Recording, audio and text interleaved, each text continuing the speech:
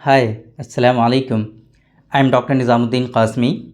I am a sexual disorders and infertility specialist working here at Saira Healthcare and Hijama Center, Barabanki Uttar Pradesh.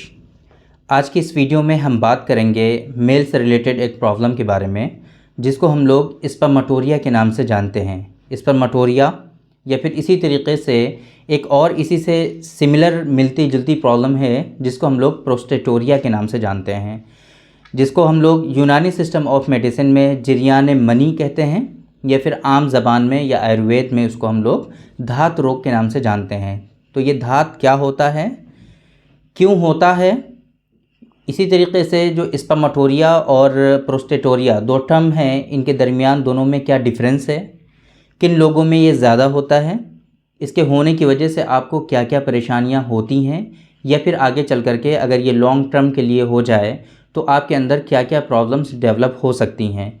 इसी तरीके से क्या ये ऐसा मर्ज़ है कि आप इसको अवॉइड कर सकते हैं, क्या ये ऐसा मर्ज़ है कि इसको आप ऐसे ही छोड़ सकते हैं, ये ख़ुद ब खुद सही हो जाएगा, या फिर इसके लिए ट्रीटमेंट की ज़रूरत आपको पड़ेगी। अगर ट्रीटमेंट आपको कराना है तो किस पैथी में इसका ट्रीटमेंट जो है वो अच्छा है, किस पैथी में आप इसको इसका जो क्यूरेबल ट्रीटमेंट है वो आप पा सकते हैं। इसी तरीके से हम बात करेंगे कि इसके जो कारण हैं, कॉजेज़ क्या हैं, वो क्या हैं और किन लोगों में ये ज़्यादा होता है। तो सबसे पहले हम बात करते हैं कि स्पर्मेटोरिया होता क्या है। बेसिकली स्पर्मेटोरिया या फिर जिरयान मनी जिसे कहते हैं या धात रोग कहते हैं। स्पर्मेटोरिया की मीनिंग क्या है, सबसे पहले आप ये समझ लीजिए कि flow of semen while urination. Flow of semen while urination, जब आप पेशाब अपना जो है कर रहे हैं, पेशाब जो है यूरिन पास कर रहे हैं, तो उसके साथ में यूरिन के साथ में अगर सीमेन भी आपका पास हो रहा है तो ये स्पर्मेटोरिया कहलाता है। स्पर्मेटोरिया या फिर जिरयान मनी। इसकी कई सारी कैफियत होती हैं कि कभी कभी कुछ लोगों में ऐसा होता है कि जब यूरिन पास करने जाते हैं तो उससे पहले उसके जो ड्रॉप होते हैं सीमेन के वो निकल आते हैं, या फिर कुछ लोगों में ऐसा होता है कि सीमेन पेशाब जब कर चुके होते हैं तो उसके बाद सीमेन आता है, या फिर कुछ लोगों में ऐसा होता है कि पेशाब के साथ में ही, यूरिन के साथ में ही जो सीमेन के ड्रॉप्स हैं, सीमेन जो है वो वाटरी जो लिक्विड है वो उसी में मिल करके खारिज हो जाता है। तो ये इसकी कुछ कंडीशन है। या फिर कुछ लोग एक बहुत ज़्यादा कॉमन जो है, जो कॉन्स्टिपेशन की वजह से और कब्ज़ की वजह से होता है, जब हम प्रेशर डालते हैं मोशन को क्लियर करने के लिए, अपने स्टमक से जब प्रेशर डालते हैं तो उस सूरत में पेनिस से चिपचिपा पानी निकल आता है। तो ये कुछ कॉमन केसेस हैं कि कैसे कैसे ये होता है। देखिए, स्पर्मेटोरिया या फिर प्रोस्टेटोरिया दो टर्म अलग अलग यूज़ की जाती हैं। तो बहुत सारे लोगों को कन्फ्यूज़न होता है कि प्रोस्टेटोरिया क्या है या फिर स्पर्मेटोरिया क्या है, दोनों में डिफरेंस क्या है बेसिकली। तो देखिए, दोनों में निकलता सीमेन ही है, लेकिन जो लिक्विड हमारा आ रहा है वो लिक्विड हमारा कहाँ से आ रहा है इस पर डिपेंड करता है कि ये जो लिक्विड हमारा अगर प्रोस्टेट से होकर के आ रहा है, प्रोस्टेट का जो समझ लीजिए जो वहाँ से निकल रहा है, जो खारिज हो रहा है, वो अगर हमारे पेनिस से आ रहा है तो उसको हम लोग प्रोस्टेटोरिया कहते हैं। या फिर इसी तरीके से अगर टेस्टिकल से वो हमारा जो है निकल रहा है, टेस्टिकल से आ रहा है, तो उसको हम लोग स्पर्मेटोरिया के नाम से जानते हैं। एक और चीज़ होती है कि आप ये समझ लीजिए दोनों लिक्विड होते हैं, बिल्कुल क्लियर लिक्विड होते हैं इसमें। और इसमें क्या होता है कि अगर प्रोस्टेटोरिया होता है तो उसमें स्पर्म नहीं पाए जाते हैं, और अगर वो स्पर्मेटोरिया होता है और यहाँ से टेस्टिकल से हमारे खारिज होता है तो उसमें स्पर्म पाए जाते हैं। ये बहुत बड़ा फ़र्क होता है। जब अगर वो जो धात है वो प्रोस्टेटोरिया है तो उसकी वजह से बहुत ज़्यादा वीकनेस महसूस नहीं होती है, बहुत ज़्यादा उसकी वजह से प्रॉब्लम्स नहीं आती हैं जितनी ज़्यादा प्रॉब्लम्स आती हैं आपके स्पर्मेटोरिया की वजह से। अगर स्पर्मेटोरिया आपको होता है तो उससे ज़्यादा प्रॉब्लम्स होती हैं, प्रोस्टेटोरिया से इतनी ज़्यादा प्रॉब्लम नहीं होती हैं। आम तौर पे जो हमारे नौजवानों में होता है, जो हमारे बिल्कुल यंग एज के जो बच्चे होते हैं, तो उन लोगों में जो होता है वो स्पर्मेटोरिया ही होता है। प्रोस्टेटोरिया बहुत ही कम रेयर केसेस में होता है। प्रोस्टेटेरिया जो होता है वो आम तौर पे एडवांस एज में जा कर के होता है, जब एक ओल्ड एज हो जाती है। आम तौर पे जहाँ पर जिनका प्रोस्टेट ग्लैंड जो है वो बढ़ जाता है, उसका साइज़ बढ़ जाता है, वेट बढ़ जाता है, तो उस सूरत में प्रोस्टेटेरिया होने के चांसेस ज़्यादा होते हैं। लेकिन यंग एज में जो ज़्यादातर होता है वो जो होता है वो स्पर्मेटोरिया ही होता है, प्रोस्टेटोरिया नहीं होता है। तो उम्मीद है कि आप लोग ये चीज़ समझ गए होंगे। अब बात करते हैं कि स्पर्मेटोरिया अगर आपको हो गया है तो इसकी वजह से आपको क्या क्या परेशानियां होती हैं। तो देखिए, स्पर्मेटोरिया जो कंप्लेंट है, जिसे जरियाने मनी कहते हैं या धात रोग कहते हैं, ये बहुत ख़तरनाक चीज़ है एक तरह से, क्योंकि बार बार आपके जो सीमेन है वो निकलता रहता है और सीमेन के साथ में स्पर्म भी निकलते रहते हैं, जिसकी वजह से क्या होता है कि इतना फ्रीक्वेंट होने लगता है कि इसकी वजह से आपका जो सीमेन है ओवरऑल उसकी जो कैफियत है वो बदलने लगती है, उसकी क्वालिटी ख़राब होने लगती है। और उसकी वजह से क्या होता है कि फिर आपको एक्सेसिव नॉक्टर्नल एमिशंस भी होने लगते हैं, प्रीमैच्योर इजैकुलेशन होने लगते हैं, और इसकी वजह से ओवरऑल जो आपका नर्वस सिस्टम है वो आपका जो है वीक होने लगता है। नर्वस सिस्टम आपका काफ़ी ज़्यादा कमज़ोर हो जाता है, जिसकी वजह से फिर आपको इरेक्टाइल डिसफंक्शन भी होने लगता है। तो इसकी वजह से आपको सेक्सुअल डिसऑर्डर्स बहुत ज़्यादा देखने को मिलेंगे, बहुत ज़्यादा दिमागी कमज़ोरी आपको महसूस होती है इसकी वजह से। ओवरऑल आपका जो पूरी बॉडी है वो काफ़ी वीक हो जाती है, कमज़ोर हो जाती है, सुस्ती, काहली, थकान बहुत ज़्यादा होता है, और इसकी वजह से फिर आपको लो लिबिडो की भी शिकायत हो जाती है।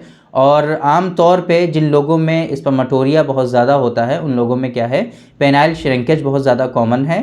एक ये स्पर्मेटोरिया की वजह से, दूसरा मास्टरबेशन की वजह से पेनाइल श्रिंकेज होता है।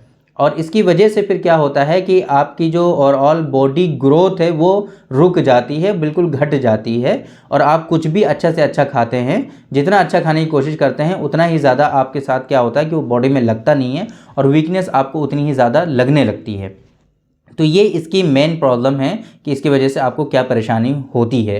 तो स्पर्मेटोरिया बेसिकली देखा जाए तो ये ऐसी कंडीशन है कि इसको आप होल्ड नहीं कर सकते, इसको जो है आप इग्नोर नहीं कर सकते। मेरी रिकमेंडेशन ये है आपके लिए कि अगर आपको इस तरह की परेशानी है तो आप प्लीज़ इसको इग्नोर मत करिए, इसका प्रॉपर ट्रीटमेंट लीजिए। इसके कारण तो वैसे तो बहुत सारे हैं, लेकिन इसका जो एक बहुत ज़्यादा मेन कारण और मेन कॉज है वो है आपका गैस्ट्रिक इश्यूज से रिलेटेड, और वो क्या है, आपका कॉन्स्टिपेशन। अगर आपके मोशन क्लियर नहीं होते, आपका पेट भारी रहता है, मोशन आपके जो है बहुत ज़्यादा हार्ड होते हैं, स्टूल आपका काफ़ी हार्ड होता है और सही से होता नहीं है, आपको ज़ोर लगाना पड़ता है, तो उस सूरत में क्या होता है कि ज़ोर लगने की वजह से वो जो सीमेन के ड्रॉप्स हैं वो आपके पेशाब के साथ में निकलने लगते हैं, या पेनिस से जो है पेशाब से पहले आ जाता है या बाद में किसी भी टाइम आ जाता है।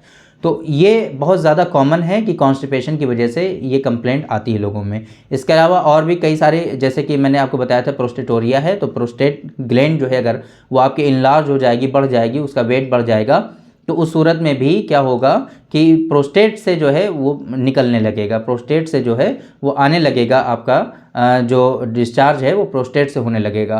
तो ये जो कॉमन कॉज हो गए इसके कि किस वजह से होता है। ट्रीटमेंट पे हम आते हैं कि अगर आपको स्पर्मेटोरिया हो रहा है तो आपको करना क्या चाहिए, है ना। तो देखिए, according to modern pathy, allopath में इसका कोई इतना अच्छा ट्रीटमेंट नहीं है। वहाँ पर आपको जो है गैस्ट्रिक इश्यूज़ अगर आपको हैं तो उनको रिजॉल्व करने की कोशिश की जाएगी। बाकी स्पर्मेटोरिया जो है ये कोई डिजीज़ नहीं है अकॉर्डिंग टू मॉडर्न पैथी, तो वहाँ पर इसका कोई ट्रीटमेंट आपको अच्छा नहीं मिलने वाला है। इसका जो बेहतरीन ट्रीटमेंट है वो यूनानी सिस्टम और हर्बल मेडिसिन के थ्रू इसका सक्सेसफुल ट्रीटमेंट होता है, क्योंकि हमारे यहाँ जरियाने मनी जो है वो एक प्रॉपर डिजीज़ है, हमारे लिटरेचर में ये मेंशन है। इसके प्रॉपर लाइन ऑफ ट्रीटमेंट है हमारे यहाँ, उसूल इलाज हैं कि कैसे कैसे आपको इसको ट्रीट करना है, कैसे इसका इलाज करना है। तो आपको अगर इस तरह की परेशानी है तो मेरी रिकमेंडेशन आपके लिए ये रहेगी कि आप यूनानी सिस्टम और हर्बल मेडिसिन में इसका ट्रीटमेंट तलाश करें, वहाँ इंशाअल्लाह इसका प्रॉपर ट्रीटमेंट आपको मिलेगा। एक चीज़ और हम यहाँ पर आज क्लियर कर दें आप लोगों को कि आप लोग बड़ा कंफ्यूज होते हैं कि पता नहीं इसका ट्रीटमेंट होगा कि नहीं होगा। देखिए, कोई भी मर्ज़ ऐसा नहीं है कि जिसका ट्रीटमेंट ना हो, सभी डिजीज़ का ट्रीटमेंट होता है। बस ये है कि फ़िलहाल या तो टेम्परेरी वो ट्रीटमेंट अवेलेबल नहीं है, या फिर हमारी जो नॉलेज है वो अभी इतनी ज़्यादा नहीं हो पाई है कि सारी डिजीज़ों को हम ट्रीट कर पाएँ। तो जितना हम लोग जो है रिसर्च कर रहे हैं, जितना हम लोग जो है अपना डेली बेसिस पे जो काम करते हैं डिजीज़ पर, तो धीरे धीरे उनके जो ट्रीटमेंट हैं वो डिस्कवर हो रहे हैं। तो कोई भी डिज़ीज़ इंशाल्लाह ऐसी नहीं बचने वाली है जिसका कोई ट्रीटमेंट अवेलेबल ना हो। सारी डिज़ीज़ का इंशाल्लाह परफेक्टली ट्रीटमेंट होगा। अल्लाह ताला ने मर्ज़ जो पैदा किए हैं तो उनका इलाज भी पैदा किया है। बस इंसानों में जो कमी है नॉलेज की, बस ये है कि उनका मर्ज़ उनको प्रॉपर वे में उनका जो इलाज है उस मर्ज़ का वो प्रॉपर वे में जब उनको मिल जाएगा तो कोई भी डिज़ीज़ ऐसी नहीं रहेगी कि जिनका ट्रीटमेंट ना हो पाए। तो अल्हम्दुलिल्लाह फ़िलहाल जो स्पर्मेटोरिया और धात रोग का जो शिकायत है, ये बहुत जल्दी के साथ रिकवर हो जाता है, बहुत तेज़ी के साथ हो जाता है। विदिन 1 मंथ इंशाल्लाह बिल्कुल क्योर हो जाता है आदमी इससे। तो कोई घबराने की बात नहीं है। अगर आपको इस तरह की परेशानी है तो आप यूनानी सिस्टम ऑफ मेडिसिन में इसका ट्रीटमेंट लीजिए, इंशाल्लाह वहाँ से आपको इसका परफेक्ट रेजोल्यूशन मिलेगा और ये बिल्कुल डिज़ीज़ आपकी क्योर हो जाएगी। बाकी अगर आपके यहाँ नहीं है यूनानी फिजिशियन तो आप हमसे ऑनलाइन कंसल्ट कर सकते हैं। डिस्प्ले पे आपको नंबर शो हो रहा है, उस नंबर पे आप हमारा ऑनलाइन कंसल्टेशन के लिए जो स्लॉट होता है उसको बुक करके आप हमसे कंसल्ट कर सकते हैं। बाकी अगर आपको ये वीडियोस हमारी अच्छी लगती हैं, इन्फॉर्मेशन अगर आपको हमारी सही लगती है तो ये जो चैनल है हमारा Saira health care and hijama centre, आप इसको सब्सक्राइब भी कर सकते हैं ताकि आपको ये हमारी वीडियोस रेगुलर बेसिस पे मिलती रहें। तो थैंक यू वेरी मच, बहुत बहुत शुक्रिया आपका। आज की इस वीडियो में इतना ही।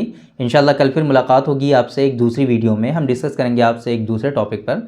तब तक के लिए आप हमें इजाज़त दीजिए। अस्सलामु अलैकुम।